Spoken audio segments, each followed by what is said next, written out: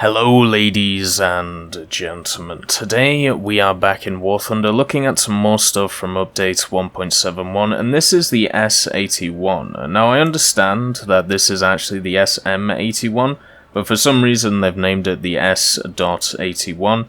I will be referring to it as that in this video, just because that's what it is in game, but yeah, hopefully at some point it will be changed. But anyway, this is a rank 1 battle rating 1.3 Italian bomber, and it kind of came out of the blue. If we looked at the preliminary update notes, until they were updated, the S81 wasn't even part of them. And it is kind of weird that it has been added in, as maybe a last thing, or maybe it was just created before and just wasn't added in. But this is a rank 1 battle rating 1.3 medium bomber. It is the first of its kind in game. The only one which is anywhere near this, or the only two really, are two gift vehicles that the Russians have, the MK.II M34 and the TB3M, respectively a flying boat and a heavy bomber. Everything else, if we look at bombers across the board, are sat at least 1.7 or higher. So this is the first of its kind that sits at 1.3, and to be honest, I have literally no idea why. If we compare this to something like the BR20 or the SM.79, it has attributes which are better than both, and only really has one attribute which is worse. So one of the things that the S81 is going to give you over some of the other Italian bombers is a very versatile bomb load. 500 kilograms is more than you're going to get in the SM79s, and of course the BR20, which are all higher BR than this machine. The BR20 either gets two 500s, four 250s, or two 800s as your larger bomb loads, whereas the S81 is able to get four 500s, four 250s, and 10 16s, so you're not able to get those 800 kilos. But you are able to get a more versatile bomb load with 4 bombs, meaning that you can easily take out 2 bases at a time at the BR that it sits at. Now, so we already have a machine which has a better bomb load than the whole SM79 line, which goes up to 3.0, and the BR20. Now let's have a look at its armament. So on it sits 2 turrets, one on the top, just behind the pilots, and one on the fuselage on the bottom, next to the waist gunners. So both these turrets have two 7.7mm Breda Safat machine guns. There is also 2 Lewis machine guns which are sat in the sides of the fuselage, which don't really have good coverage, but because of those 2 turrets, this means that you have full coverage all around the S81. It's very hard to approach the S81 without getting shot at. The only way that you can do it effectively is if you do it fast from behind, because the top turret is actually facing forward, so it needs time to turn around to shoot you. So if you can attack the S81 within a 5 to 10 second period, then you can get some really good shots off before those 7.7s start firing. Now if we look at the belts that both of these guns have, they both share a universal belt, which is T API API API. It's exactly the same for the Vickers or the Breda, it doesn't really matter. It also has an armored targets belt which focuses on AP, and the default belt which isn't great. So once you start rocking universal belts on both these turrets, you'll find that you'll be setting a hell of a lot of stuff on fire, which is, well, unfortunate for them, but great for you.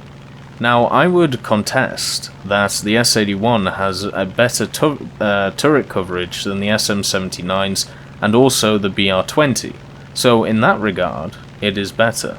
All of the turrets have a lot of ammunition, meaning that they can stay in the fight for a long time. There isn't any armor around the turrets, which is an issue, meaning that your vitality will have to be a little bit higher than usual, but generally they have really good coverage, and you're going to set someone on fire with the API belts, or you're going to be able to at least trade 1 for 1 in this machine. So we've got a better bomb load, we've got better turret coverage, and arguably better turrets, especially compared to the SM79. So where does the S.81 fall apart? Well, according to its play and its stat card, it's its speed.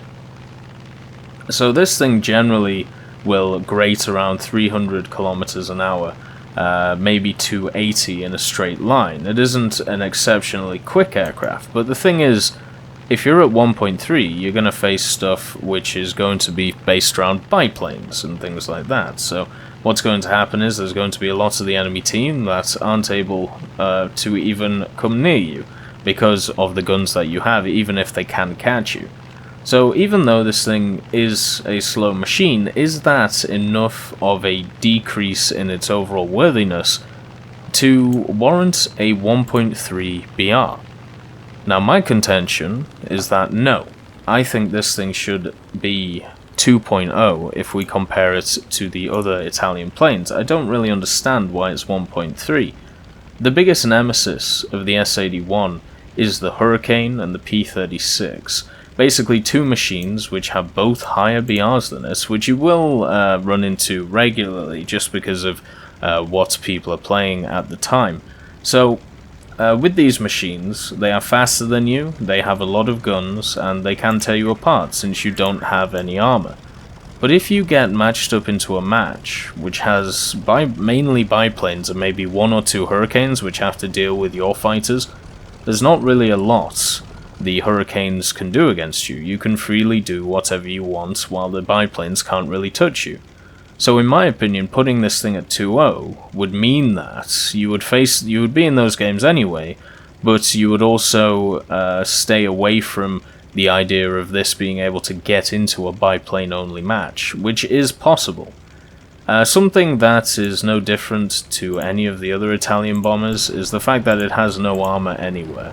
So once you get hit, you're going to get hit hard. The BR-20, the Sparvieros, and the S.81 all share this fact, and it basically means that once you're hit, generally what happens is an engine is going to die, or you're going to be leaking a lot of fuel, or you're going to be leaking a lot of oil, or something's going to go wrong and your engine's going to die. Now the S.81, because it does have less power, or since it's heavier I suppose, than the other two machines, the fact is that you need that engine power to stay alive, so even fully upgraded, being on two engines, this thing really struggles to move. But it can hover in the air at about 140 kilometers an hour, so it's not all doom and gloom. Getting back to base with two engines, as long as you've got some altitude, should be completely fine. But yeah, just take that into account. It's basically exactly the same with all the Italian bombers around here though.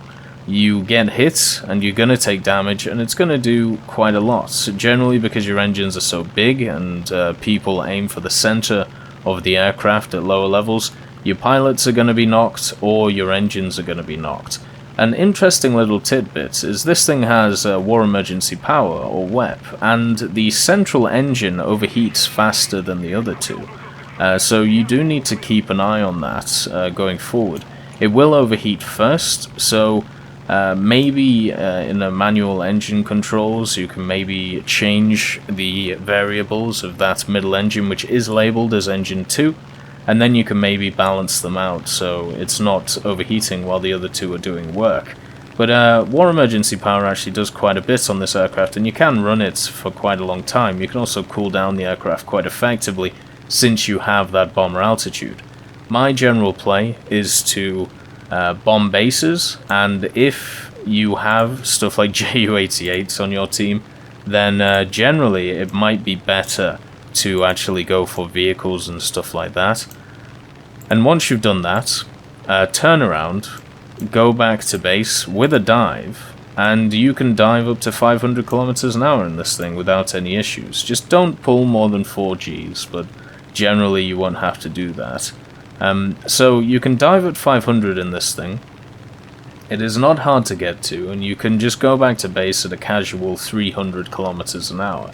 So if Hurricanes or P-36s are on the enemy team and they decide to go after you, then yes, they can dive after you, but then they're out of the fight chasing a bomber which has already got his bombs off, whose only real disadvantage is his speed and his armor. So therefore, you can take 1 or 2 guys out of the fight, get back to the airfield, hopefully if you survive, and then get back into the fight while your team has the advantage, since the enemy team has 2 top-tier fighters down. So, yeah, use that to your advantage. Get your bombs off, dive at a 500 km/h rate, go like 500 to 100 off the deck, and then just casually go back to base. Being close to the ground also means that your turrets will fully cover you, just like they do in the air, but it's just easier to do so. And it also means that the angle of attack from anyone attacking you is a lot easier to map. The wheels themselves are kind of interesting, or the landing gear. Obviously they are stationary, you cannot bring them into the wings or the fuselage or anything like that. But they do have a little bit of a bounce on them, which is nice, showing some suspension characteristics. If you hit the deck on an airfield, you'll have a little bit of a bounce, kind of like how you do on the newer models of the Ju-88. So that's something to look out for.